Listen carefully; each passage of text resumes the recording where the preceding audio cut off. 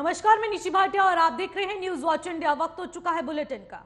PM Modi ने आज देश के युवा वर्ग को एक बड़ी सौगात दी है।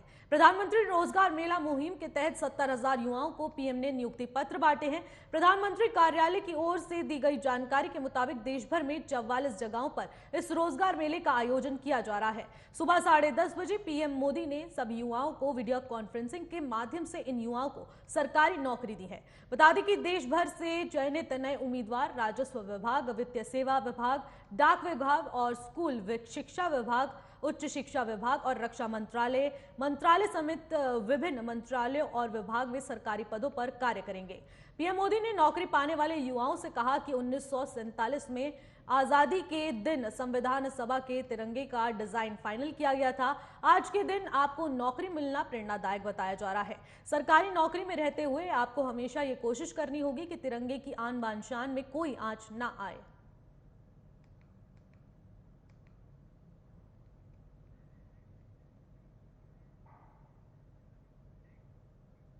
राजस्थान के मुख्यमंत्री अशोक गहलोत ने सैनिक कल्याण मंत्री राजेंद्र गड़ा को बर्खास्त कर दिया है। मुख्यमंत्री की अनुशंसा को राज्यपाल ने तत्काल प्रभाव से स्वीकार कर लिया है। मुख्यमंत्री अशोक गहलोत ने राज्यपाल कलराज मिश्र को मंत्रिपरिषद के सदस्य राजेंद्र सिंह गुड़ा को बर्खास्त कर दिया है। आपको बता दें कि अनुशंसा भी थी और इसको लेकर राज्यपाल मिश्र ने मुख्यमंत्री गहलोत की इस अनुशंसा को तत्काल प्रभाव से स्वीकार किया है। बता दें कि मंत्री राजेंद्र गुड़ा ने महिला सुरक्षा पर अपनी ही सरकार पर सवाल उठाए, जिसके बाद यह कार्रवाई की गई।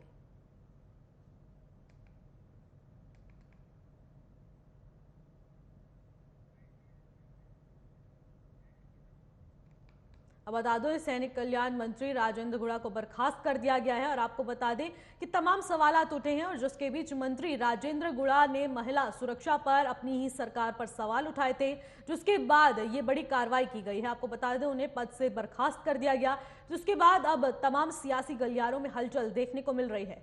बता दें कि राज्यपाल मिश्र ने मुख्यमंत्री गहलोत की इस अनुशंसा को तत्काल प्रभाव से स्वीकार किया और बता दें कि मंत्री राजेंद्र गुड़ा ने महिला सुरक्षा पर अपनी ही सरकार पर सवाल उठाए थे, जिसके बाद तमाम सवालात उठे और उसके बाद कार्रवाई की गई। लेकिन कार्रवाई कुछ ऐसी हुई कि उन्हें उनके पद से ही बर्खास्त कर दिया गया।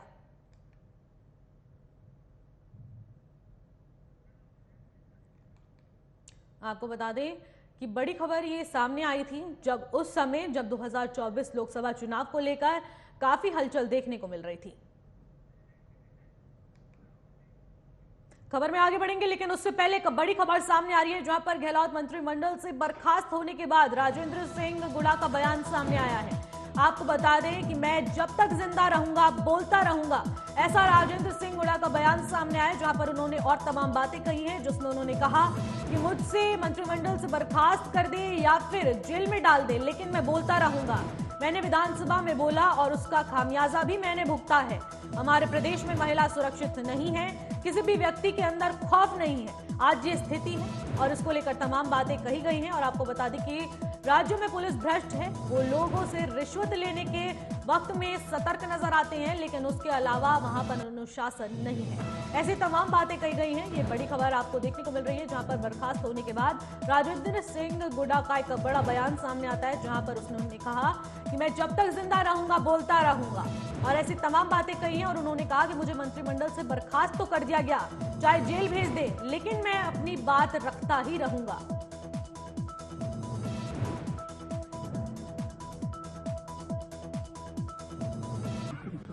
कि वो हाँ वो डाल दे मुकदमे में, चाहता हूँ डाले जेल में।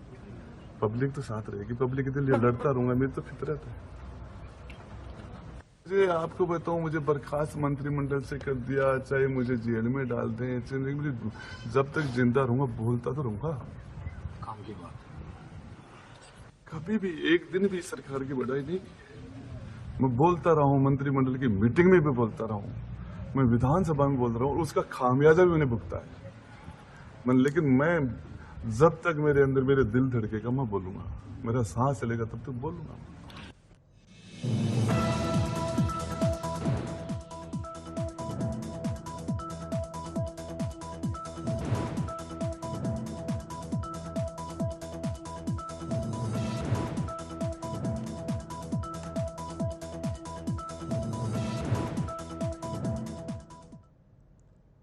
इस खबर पर अधिक जानकारी के साथ हमारे साथ कांग्रेस नेता स्वामीनाथ जायसवाल भी हमारे साथ जुड़ चुके हैं। जायसवाल जी, पहले तो आपका बहुत बहुत स्वागत है हमारे चैनल न्यूज वॉच इंडिया में। जी नमस्कार। आपने जिस तरीके से खबर सुनी है कि जहां पर उन्हें मंत्रिमंडल से ही हटा दिया गया है राजेंद्र सिंह गुडा को, तो इसको लेकर अब आप क्या कहेंगे?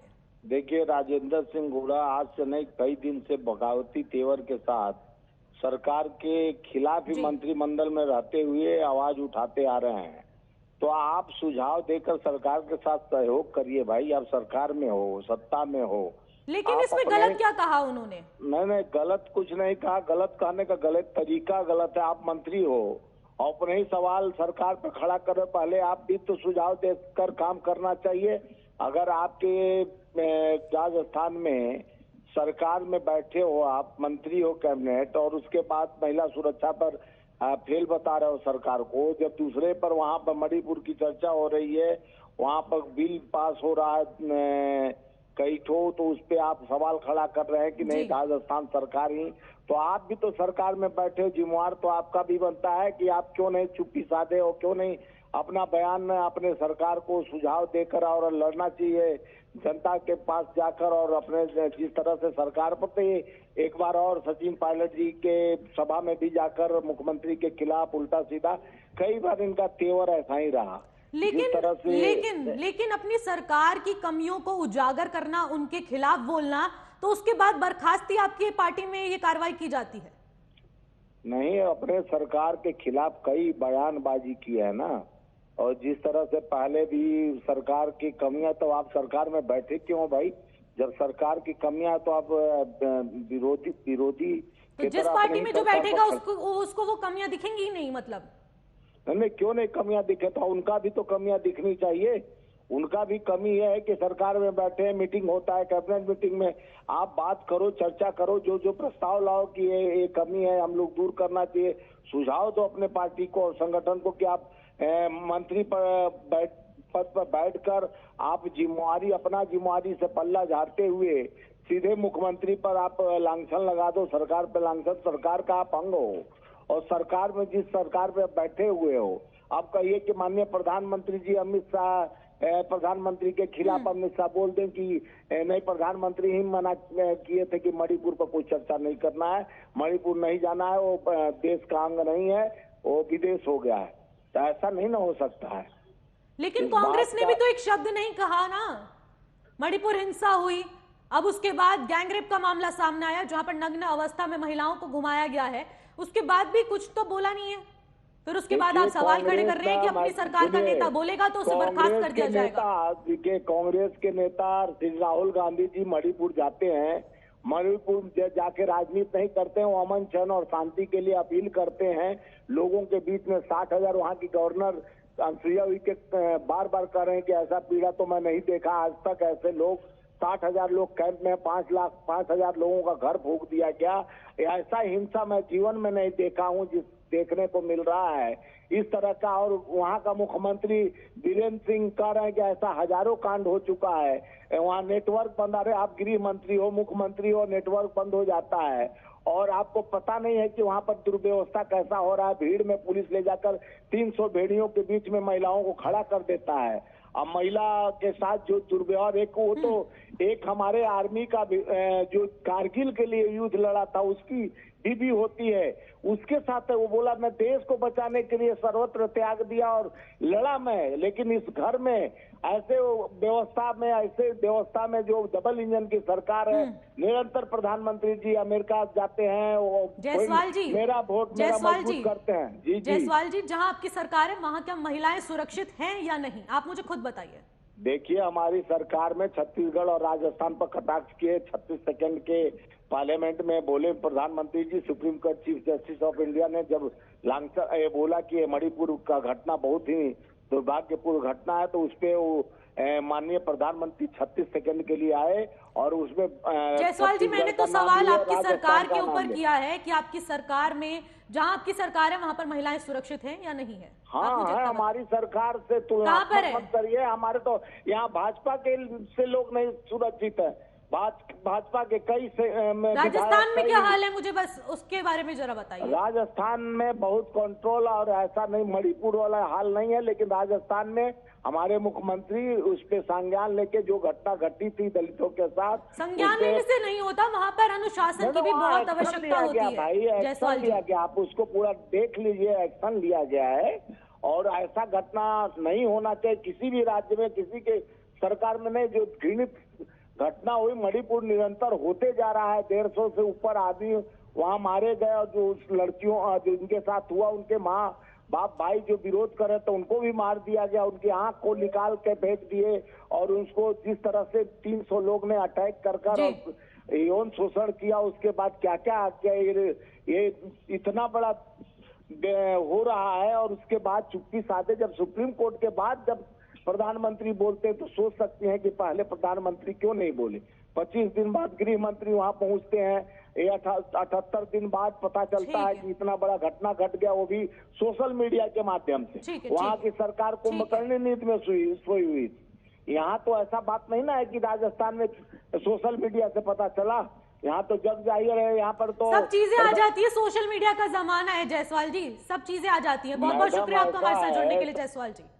इसी के साथ खबर में आगे बढ़ेंगे, लेकिन उससे पहले जयपुर से एक बड़ी खबर सामने आ रही है, जहां पर राजस्थान के कई नेता बीजेपी में शामिल हो चुके हैं। बड़ी खबर इस वक्त की सीधे जयपुर से सामने आ रही है, जहां पर पार्टी के राष्ट्रीय महासचिव अरुण सिंह ने पार्टी ज्वाइन कर ली है। आपको बता दें कि राजस्थान के नेता प्रतिपक्ष राजेंद्र राठौर भी मौजूद रहे हैं इस वक्त।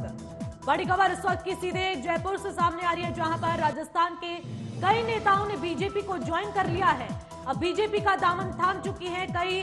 बता दें कि जयपुर से जुड़ी बड़ी खबर सामने आई है, जहां पर पार्टी के राष्ट्रीय महासचिव अरुण सिंह ने पार्टी ज्वाइन कर ली है। ये बड़ी खबर सामने आई है, जहां पर राजस्थान के नेता प्रतिपक्ष राजेंद्र राठौर भी मौजूद रहे हैं।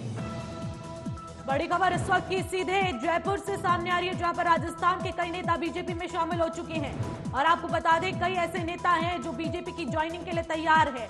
पार्टी के राष्ट्रीय महासचिव ने भी ज्वाइनिंग कर ली है। उत्तर प्रदेश में सरकारी विभाग के अफसरों से लेकर कर्मचारियों को कम से कम एक पौधा रोपण होगा, और एक कार्य के लिए कर्मचारी को आधे दिन का अवकाश भी दिया जाएगा। इसी कड़ी में राज्य संपत्ति विभाग के कर्मचारियों और अधिकारियों ने वृक्षारोपण किया। अधिकारी राजीव कुमार ने वीवीआईपी परिसर में वृक्षारोपण किया है। बता दें कि पौधारोपण महाअभियान में इस बार जन भागीदारी के साथ पौधारोपण किया गया, जिसके तहत ही एक सरकारी विभाग के अफसर और कर्मचारियों को एक एक पौधा रोपना होगा।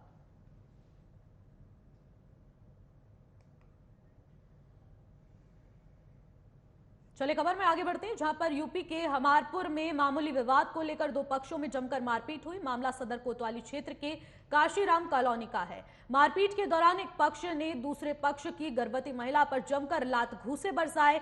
मारपीट के दौरान सूचना मिलते ही मौके पर पहुंची पुलिस, कोतवाली पुलिस के साथ एक पक्ष ने अभद्रता की, तो वहीं दूसरे पक्ष की युवती ने यमुना पुल पर यमुना में छलांग लगा दी। आपको बता दें ये खबर जब हमीरपुर से सामने आई है, जहां पर मामूली विवाद को लेकर एक दूसरे पर लाते घूंसे बचाया गया, और उसके बाद दो पक्षों में जमकर मारपीट का मामला सामने आया, जिसके बाद एक महिला, उसमें से गर्भवती महिला थी, जिसके बाद उस गर्भवती महिला को भी मारा पीटा गया है। मामूली विवाद को लेकर ये मामला इतना ज्यादा तूल पकड़ गया कि मारपीट तक ये मामला उतारू हो गया। दो पक्षों में एक मामूली विवाद को लेकर मारपीट शुरू हुई, जिसके बाद दोनों पक्षों की महिलाओं ने आपस में झड़प की, और उसके बाद एक मामला ऐसा सामने आया जहां पर एक महिला ने यमुना पुल पर यमुना में छलांग लगाने के साथ ही साथ अपनी जान देने का एक फैसला लिया। बता दें कि हमीरपुर से ये मामला सामने आया, जहां पर गर्भवती महिला के साथ भी मारपीट की गई है। मामूली विवाद को लेकर जमकर लात घूंसे बरसाए गए, जिसके बाद एक महिला ने यमुना के पुल पर चढ़कर यमुना में छलांग लगा दी। दो पक्षों में भी जमकर मारपीट हुई है, जिसके बाद एक महिला जो गर्भवती थी उस पर भी लात घूंसे बरसाए गए।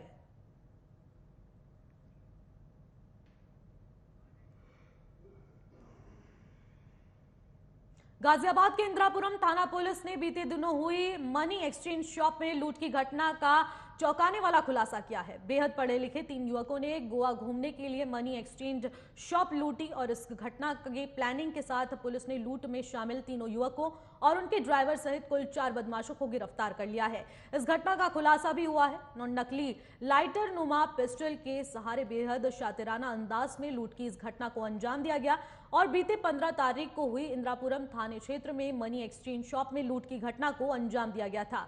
मामले में 4 आरोपियों को पुलिस ने गिरफ्तार कर लिया है। आरोपियों ने गोवा घूमने के लिए मनी एक्सचेंज शॉप के अंदर लूट की थी।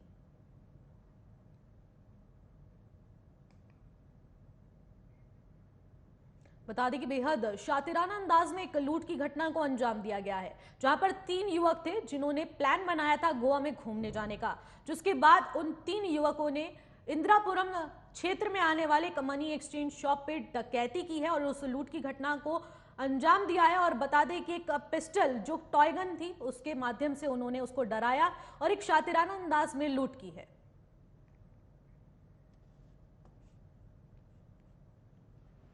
देखिए 15 जुलाई 2023 को इंदिरापुरम में एक्सप्रेस गार्डन के पास एक मनी एक्सचेंज शॉप में लूट की घटना कारित की गई थी।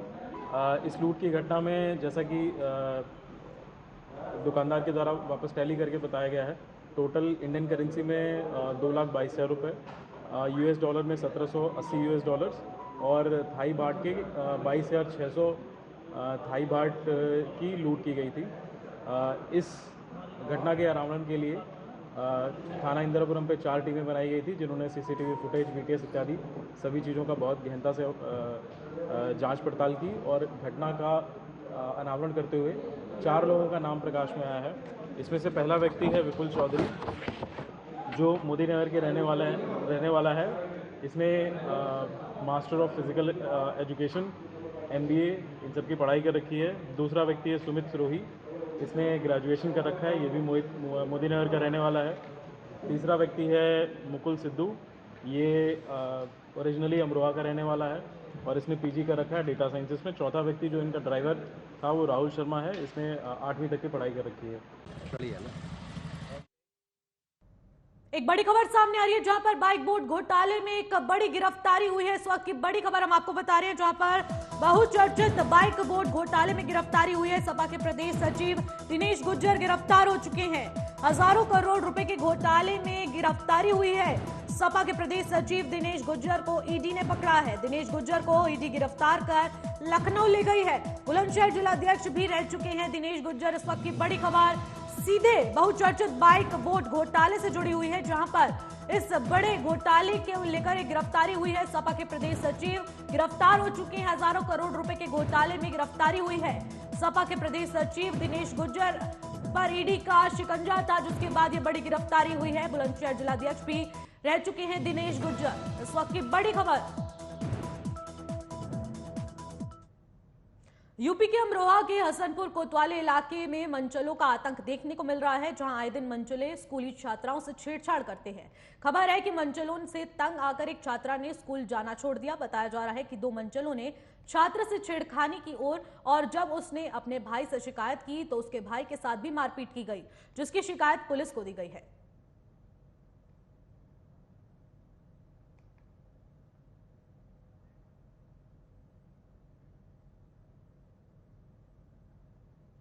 चलिए खबर में आगे बढ़ते हैं, जहां पर यूपी के अमरोहा में हाई टेंशन लाइन का करंट ट्यूबवेल के स्टार्टर में उतरने से किसान की मौत हो गई। मामला आदमपुर थाने क्षेत्र के गांव संतलापुर मड़ैया का है, जहां पर किसान अपने खेत की सिंचाई करने गया था और इसी दौरान उसकी करंट से मौत हो गई।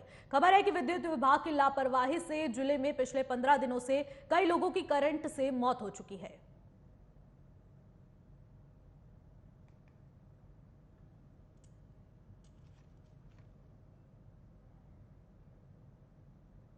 अगली खबर यूपी के सिद्धार्थनगर से है, जहां बाढ़ राहत प्रबंध में राहत कार्य के लिए चौपाल का आयोजन किया गया है। यह आयोजन जिलाध्यक्ष संजीव रंजन की अध्यक्षता में किया गया। इसके साथ ही जिलाधिकारी ने ग्रामीणों को बाढ़ सुरक्षा को लेकर जानकारी दी। साथ ही ग्रामीणों से बाढ़ को लेकर सुरक्षित रहने के लिए कहा गया है।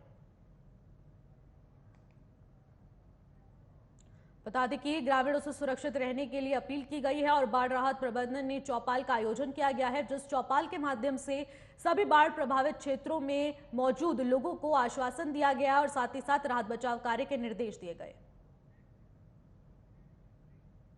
अगली खबर यूपी के मैनपुरी से है, जहां पर पुलिस ने 25,000 के इनामी बदमाश को मुठभेड़ के दौरान गिरफ्तार कर लिया है। पुलिस ने बदमाश को चेकिंग के दौरान गिरफ्तार किया गया है। साथ ही पुलिस ने बदमाश के कब्जे से मोटरसाइकिल, हथियार समेत कई सामान बरामद किया है। जानकारी के अनुसार इस बदमाश पर पहले से जानलेवा हमला करने का मुकदमा दर्ज है।